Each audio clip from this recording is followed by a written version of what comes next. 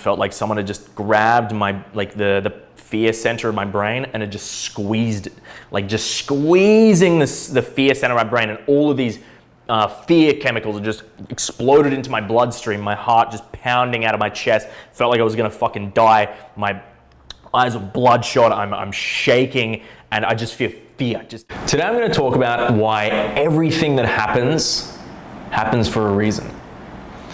This video is gonna be quite different from what we usually put out there, because this is gonna be a lot more self-development based and may well be one of the most esoteric videos or concepts that I share on this channel. But I just kind of felt like sharing it today because it's just something I've been thinking a lot about recently. Now you gotta understand, I myself used to be a militant atheist when I was younger.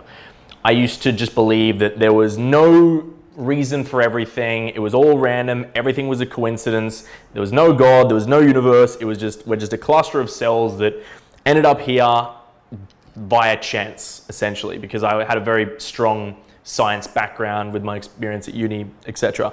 And I went to a Catholic school when I was younger, and because they were so dogmatic about religion and just kind of shut down anyone who would try to question it, I rebelled very hard against religious views. Yeah, I just turned out to be really against esoteric views or religion or anything that might imply that there is a higher power.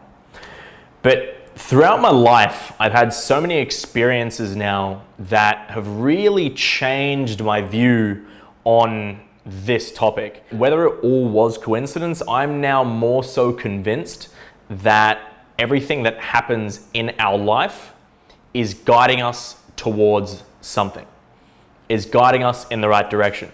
And there's been quite a few really tough experiences in my life that at the time seemed like it was the world ending and that I was just super unlucky and was traumatic to a degree.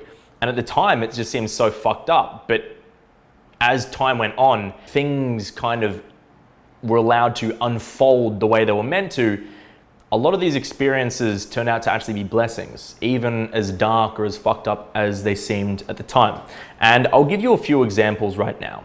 So I'll start up with one of the first ones. So when I was younger, I was really shy. I was bullied heavily. I was an easy target. I was very small and skinny as well. And throughout my younger childhood, because I was bullied so heavily, I became really anxious in social situations. I had a natural propensity to be quite sad and low mood and depressed even. Because of this experience at a young age, being bullied so heavily and just having low general self-esteem, up until my mid-20s, I used to think about these experiences as just really unfortunate. I used to be really angry when I used to think about it. I'd be so annoyed. I'd be like, why me? Why did I have to have these experiences? Why did I have to be the one who had social anxiety? Why did I have to have low self-esteem? It would be so much easier for me in life, and I would be able to reach my potential so much easier if I just hadn't had any of these experiences happen to me and these things happen to me. And it was a very victim-based mentality. It was only once I was able to really push past all the bullshit that happened to me in my past and kind of gain control of my mind and build core confidence that I realized how much of a blessing these experiences when I was younger were. Because if it wasn't for my experiences being heavily bullied and being rejected by women and just having general really low self-esteem and being depressed, I wouldn't be able to teach what I do now. It was because of those experiences and being able to overcome all of that bullshit and all these limiting beliefs and my natural depressive tendencies, etc. I was able to now, because I've gotten past it, teach other men how to get past this bullshit too. Because so many guys deal with it. And if you are, you're not alone, believe me. And it is something that took me a long time to get through. But now I look back and I'm so thankful for those experiences, because now getting over it has given me this passion, this drive to help other men with this internal bullshit too. Not only did it just turn out to all be okay in the end, it turned out to be a genuine blessing. And I'm thankful for having those experiences. I'll give you another example because I have so many things that happen to me in my life that I look back at and I go, damn, like, thank you for that happening to me. At the time, it seemed fucked up, and I'll give you another one. So when I first got into bodybuilding, so I was incredibly skinny when I was younger, and I was just truly believed that the most important thing was physical appearance for men. I loved women, and I just had never gotten attention from them. And I'd always noticed that guys who were more jacked in my school tended to be the same guys who got more attention from women. And I didn't really sit there and think, oh, maybe it's their internal belief systems, maybe it's their behaviors.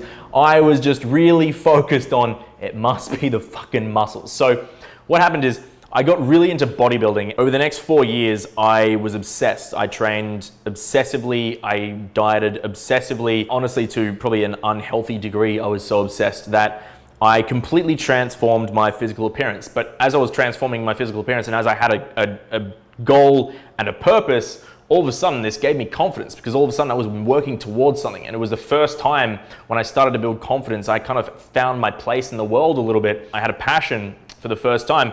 It built a lot of confidence in me, and because of that, it's the first time I started noticing attention from women. So it reinforced these belief systems even more into my brain. And I was like, it must be the muscles, it's gotta be the muscles. So what happened is I was obsessed with this, and I even went to uni and started studying dietetics because I was so obsessed with bodybuilding and the way that diet could change how I felt and looked.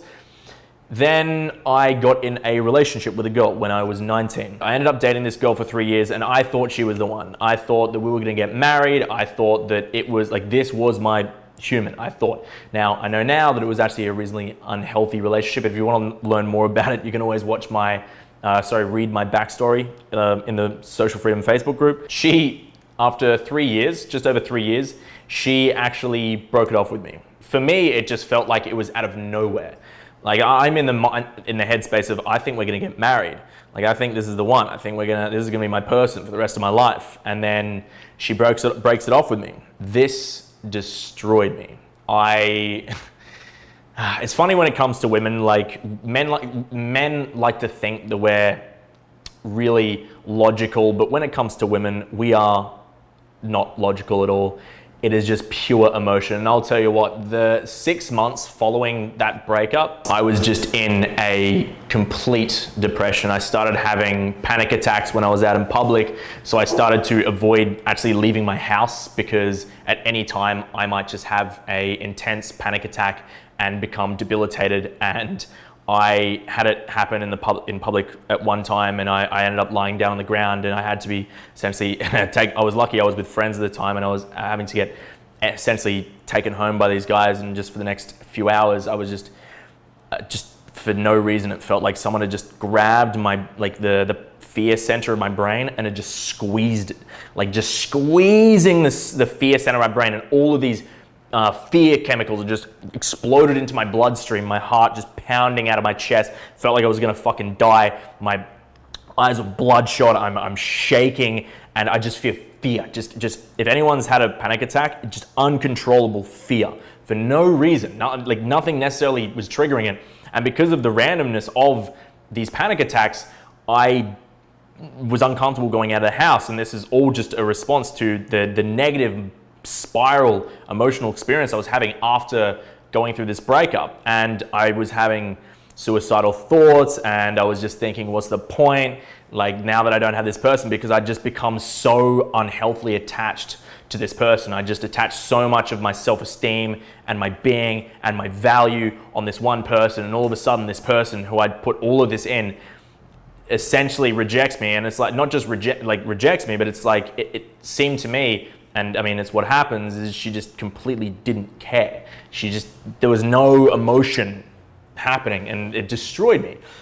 And at the time, going through this, it was fucked. I was almost 23, and it was a rough part of my life, an incredibly dark part of my life, just stewing in my thoughts for months. It was a 6-month period, and I thankfully came to the realization after about 6 months that, I mean, it's either give up or get better. She's not coming back. I tried, believe me, I tried to, it's embarrassing to say, but I tried to try to patch things up, and she didn't want a bar of it, unfortunately for me. Well, sorry, fortunately in the long run. I finally came to the realization that I had to move on, and it's time to just work on myself. After going through such a dark period over the relationship, I luckily maintained my bodybuilding because I felt it was the only thing that gave me value.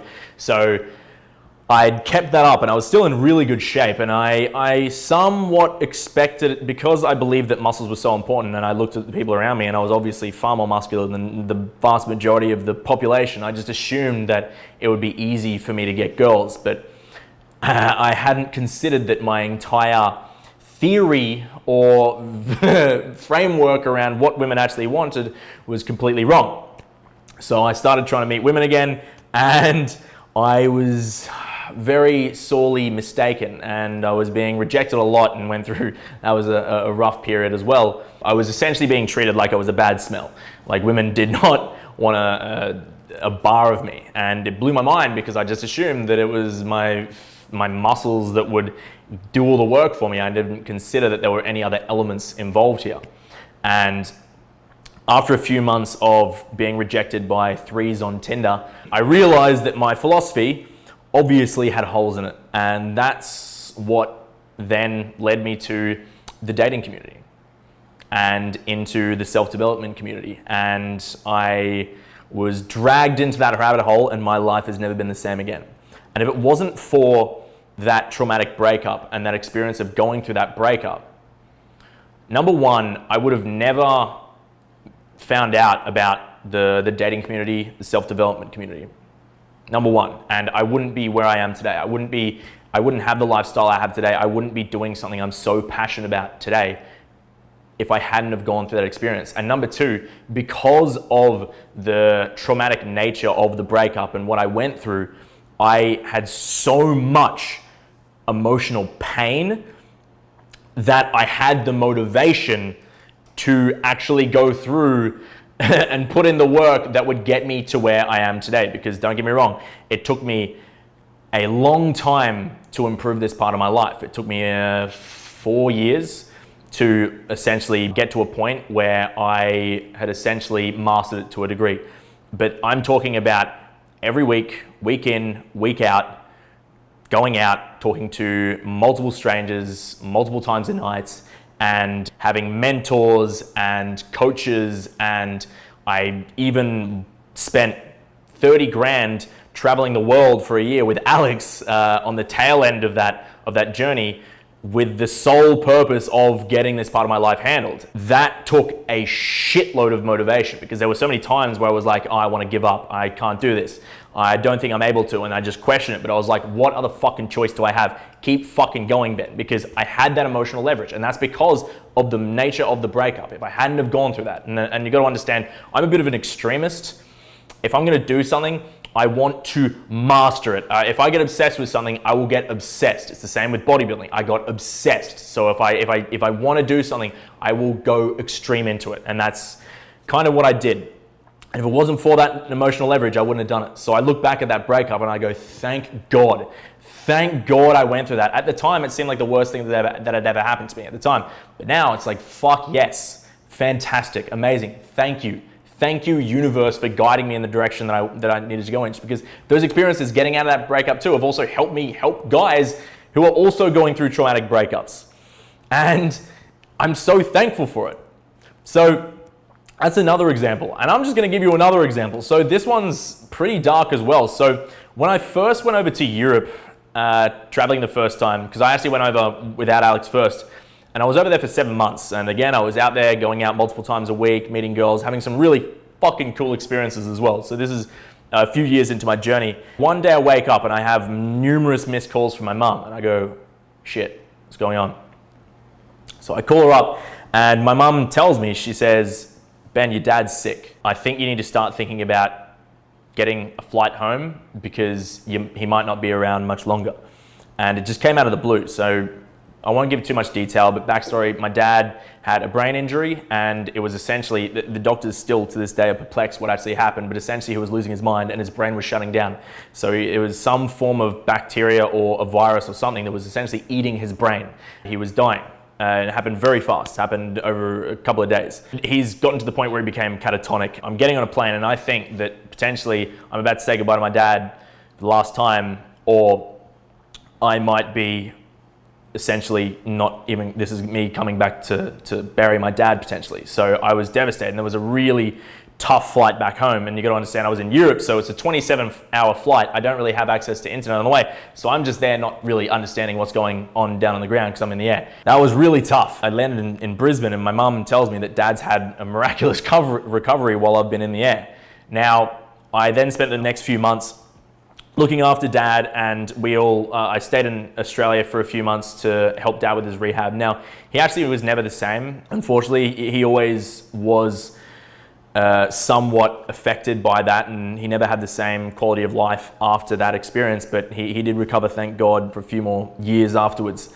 At the time, it was fucked. It was devastating. Like, my dad had gone through this, and essentially it was the end of me being able to have really deep, in-depth conversations with my dad, because the part of his brain that was damaged was actually the part of his brain that allowed him to turn thoughts into words. So he was able to think it, but he had trouble articulating it. And because of that, we were never really able to have another like intelligent, deep conversation again. And that was really tough too. It was really fucked at the time, but during that time I was back in Australia, I reconnected with Alex. I wouldn't have otherwise, because me and Alex, before I went over to Europe the first time, we were friends and we knew each other, and we'd gone out together quite a few times, and he was now getting mentored by my mentor, but we weren't super close, but we connected.